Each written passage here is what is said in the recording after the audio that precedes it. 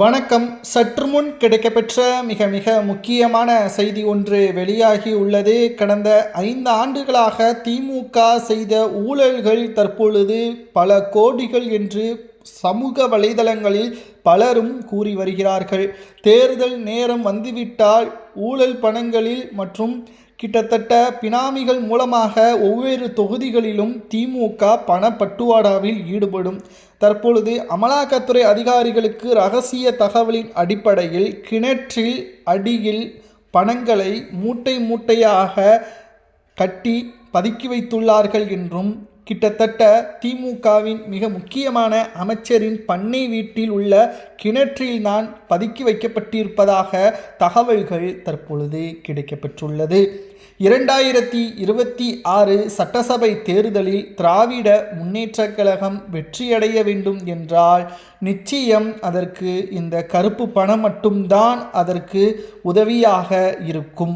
ஆனால் அதை அமலாக்கத்துறை அதிகாரிகள் கண்டுபிடித்திருப்பதாக தகவல்களும் தற்பொழுது கிடைக்கப்பெற்றுள்ளது. 2026 சட்டசபை தேர்தலில் திராவிட முன்னேற்றக் கழகம் தோல்வியடைந்தால் கிட்டத்தட்ட ஒன்றல்ல இரண்டல்ல திமுகவின் 24 அமைச்சர்கள் தேர்தல் முடிந்து தோல்வியடைந்த ஒரு மாதத்திலேயே டெல்லிக்கு அழைத்து செல்வார்கள்.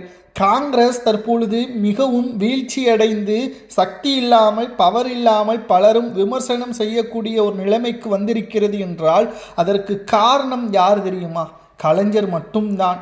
மத்தியில் காங்கிரஸிற்கு ஆட்சி அமைக்க வேண்டும் என்றால் திமுகவின் உதவி தேவை, அவர்களது ஆதரவுகள் தேவை என்ற காரணத்தினால் காங்கிரஸிடம் திமுக கேட்ட ஒட்டுமொத்த பதவிகளையும் காங்கிரஸ் கண்ண மூடி கொடுத்து விட்டது ஆட்சியை தக்க வைத்துக் கொள்வதற்கு. ஆனால் அதுதான் காங்கிரஸ் செய்த மிகப்பெரிய தவறு. 2G வழக்கு ஒட்டுமொத்தமாக இந்தியாவை பதறக்கூடிய வகையில் காங்கிரசின் நிலைமை ஊழல் கட்சி என்பதை ஒவ்வொரு இடங்களிலும் பாஜகவால் கொண்டு செல்லப்பட்டது.